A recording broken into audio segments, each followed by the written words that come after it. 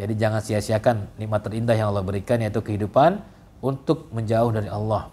Tapi manfaatkan semua yang Allah berikan kepada kita di muka bumi ini untuk mendekatkan diri kita kepada Allah Subhanahu wa ta'ala. Dan ingat, kehidupan itu sendiri adalah ujian bagi manusia.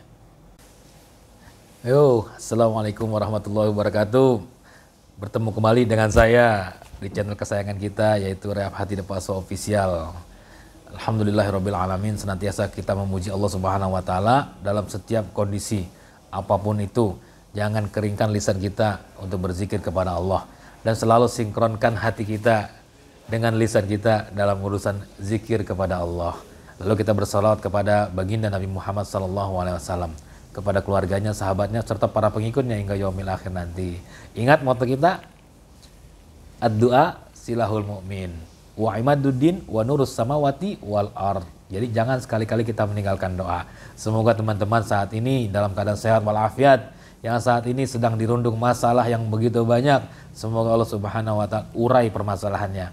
Yang saat ini sedang Allah uji dengan penyakitnya, semoga Allah Subhanahu wa ta'ala angkat penyakitnya dan diganti dengan kesehatan yang tidak meninggalkan rasa sakit. Amin amin ya rabbal alamin. Ya, untuk konten kali ini, kemarin kita sudah membahas kematian.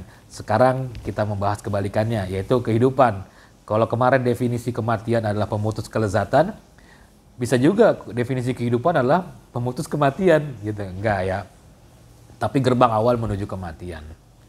Awalnya manusia bukan apa-apa, nggak pernah disebut yang namanya manusia. Kapan sih manusia disebut dengan manusia? Setelah Allah ciptakan di muka bumi ini dengan tahapan-tahapannya.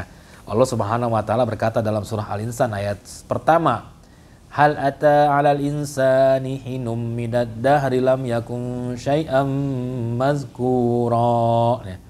Telah datang kepada manusia bahwa manusia dulunya bukan disebut apa-apa, belum dikatakan manusia, ya.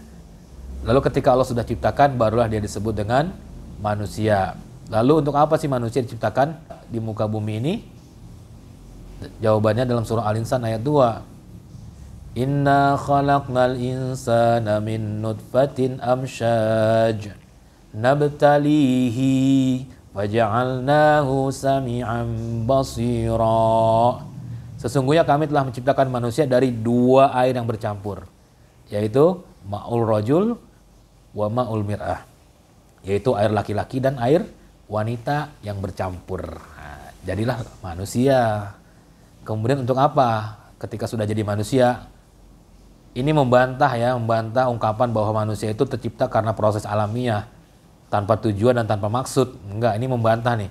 Kita diciptakan oleh Allah Subhanahu wa ta'ala, ada maksud dan tujuannya, ya. Nabtalihi, kata Allah, untuk kami uji. Manusia harus diuji. Apanya sih diuji sama Allah? Yang diuji adalah keimanannya. Kenapa mesti keimanannya? Ketika kita mempunyai keimanan, ketika kita merasa mempunyai iman dalam tubuh kita, dalam diri kita, lalu kita siap untuk beribadah kepada Allah Subhanahu wa ta'ala, maka Allah dengan tegas mengatakan dalam surah Al-Ankabut ayat 2, jangan sekali-kali mengaku beriman kalau belum datang ujian untuk kita. Karena keimanannya inilah yang bisa mengantarkan manusia menuju tujuan mulianya, yaitu beribadah kepada Allah Subhanahu wa ta'ala. Wa ma khalaqtul jinna wal insa illa liya'budun, kata Allah dalam surah Az-Zuriyat ayat 56. Tujuan yang paling mulia buat manusia adalah bisa beribadah kepada Allah Subhanahu wa ta'ala. Namun beribadah kepada Allah Subhanahu wa ta'ala harus memiliki hati yang suci, hati yang selamat. Nah, hati yang selamat ini harus dibingkai dengan keimanan. Nah, ketika manusia sudah mempunyai keimanan, maka dia harus siap untuk diuji oleh Allah Subhanahu wa ta'ala. Maka beruntunglah bagi manusia yang merasa hidupnya di dunia ini adalah ujian yang Allah berikan, berarti ada keimanan dalam diri dia. Alhamdulillahirabbil alamin. Jadi, apapun kondisi kita hari ini, baik yang sedang diberikan kenikmatan maupun yang sedang diberikan kesusahan, yakinlah itu ujian yang Allah berikan buat teman-teman sekalian untuk teman-teman kerjakan. Tinggal bagaimana cara menyikapinya. Yang penting ketika Allah memberikan ujian musibah buat kita, jangan sekali-kali berkeluh kesah. Dan ketika Allah memberikan ujian kenikmatan kepada kita, jangan sekali-kali kita terlena di sana. Intinya musibah sebesar apapun, kenikmatan sebanyak apapun, Jangan membuat kita jauh dari Allah. Jangan semuanya itu menghambat kita untuk beribadah kepada Allah Subhanahu wa taala. Kalau sampai itu menghambat, berarti kita sudah dipastikan kita akan gagal mengerjakan ujian tersebut. Jadi jangan disia-siakan. Lalu apa sih kehidupan itu? Kehidupan itu adalah proses hidupnya makhluk di muka bumi ini untuk menjalani kehidupan itu sendiri sampai menuju kematian. Ya. Untuk proses perjalanan hidup ini kita akan diuji oleh Allah Subhanahu wa taala. Jadi ketika manusia sudah hidup, jangan berpikir untuk mempertahankan kehidupan. Karena memang sejatinya tidak ada manusia yang bisa bertahan dengan kehidupan. Sekalipun dia ahli medis nomor 1 dunia, mempunyai obat-obatan yang paling ampuh di dunia, kemudian punya alat yang super canggih di dunia, yakinlah ketika kematian datang tidak bisa dihindari. Alat-alatnya tidak akan bisa membantu.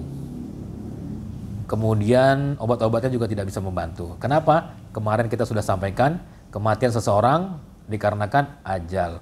Walikulli ummatin ajal. Fa iza jaa ajaluhum la yastakhiruna sya'atan wa la yastaqdimun. Ya, setiap umat itu memiliki batas waktu kehidupan.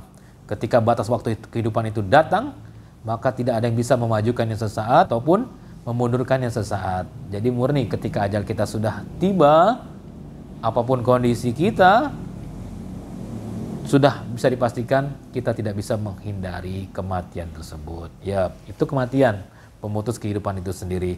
Makanya manfaatkan kehidupan kita sebelum datang kematian kita. Karena kehidupan ini merupakan kenikmatan terbesar yang Allah berikan kepada kita. Kesempatan, peluang terbesar buat manusia untuk bisa memasuki surganya Allah Subhanahu wa taala. Karena memang proses untuk memasuki surganya Allah Subhanahu wa taala harus melalui bumi dulu, gitu ya. Dan Allah menciptakan manusia di bumi ini untuk menjadi khalifah. Dalam surah Al-Baqarah ayat 30 dikatakan, wa idz qala rabbuka lil malaikati inni ja'ilun fil ardi khalifah. Jadi Allah mempercayakan bumi ini kepada manusia untuk dimakmurkan, untuk dilestarikan, untuk diperindah. Namun apa yang terjadi sekarang kalau kita lihat? Banyaknya perusakan di darat, banyaknya kerusakan di laut akibat dari ulah tangan manusia sendiri. Zaharul fasadu fil barri wal bahri bima kasabat aidin nas. Ya. Ini efek dari orang-orang yang biasanya mempertahankan kehidupan.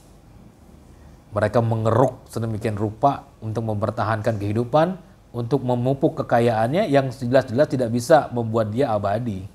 Yang jelas-jelas tidak bisa membuat dia terus bereksistensi di dunia ini. Ya. Nauzubillah min zalik ya. Itu dorongan nafsu belaka. Kemajuan teknologi faktor terbesar kehancuran bumi itu sendiri. Semakin cerdas tingkat kecerdasan seseorang, maka makin cepat kehancuran bumi kalau tidak didasari dengan iman dan takwa. Tetapi ketika dibangun dengan nafsu, maka umur bumi pun semakin pendek. Ya coba dibayangkan bagaimana pertambangan dunia.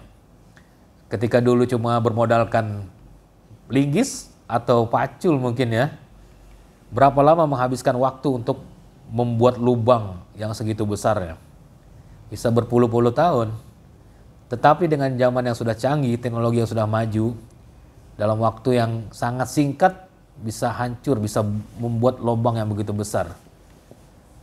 Begitu juga ketika di laut, dulu mengambil ikan dengan menjebak mungkin ya, kemudian naik dengan alat pancing. Ya kira-kira cepet nggak habisnya tuh ketika digunakan alat pancing? Lama habisnya. Tetapi ketika sudah menggunakan bom, menggunakan pukat harimau yang mengambil secara besar-besaran, nah maka laut pun akan rusak dan ekosistem di lautan pun akan punah. Itulah manusia ya. Semakin tinggi ilmunya, ketika tidak dibingkai dengan ilmu akidah, ilmu syariat dan ilmu akhlak, maka dia akan cenderung menghancurkan bumi. Ya begitu. Jadi kehidupan itu adalah proses perjalanan hidup makhluk di bumi untuk mempersiapkan kematian. Jadi jangan berpikir kita berusaha keras untuk mempertahankan kehidupan. tapi berusahalah untuk mempersiapkan kematian. Wallahu a'lam bishawab. Ini hanya sedikit dari saya, semoga bisa bermanfaat. Jadi jangan sia-siakan nikmat terindah yang Allah berikan, yaitu kehidupan, untuk menjauh dari Allah. Tapi manfaatkan semua yang Allah berikan kepada kita di muka bumi ini untuk mendekatkan diri kita kepada Allah Subhanahu wa ta'ala. Dan ingat, kehidupan itu sendiri adalah ujian bagi manusia. Ad-dunya mazra'atul akhirah. Dunia itu adalah ladangnya akhirat.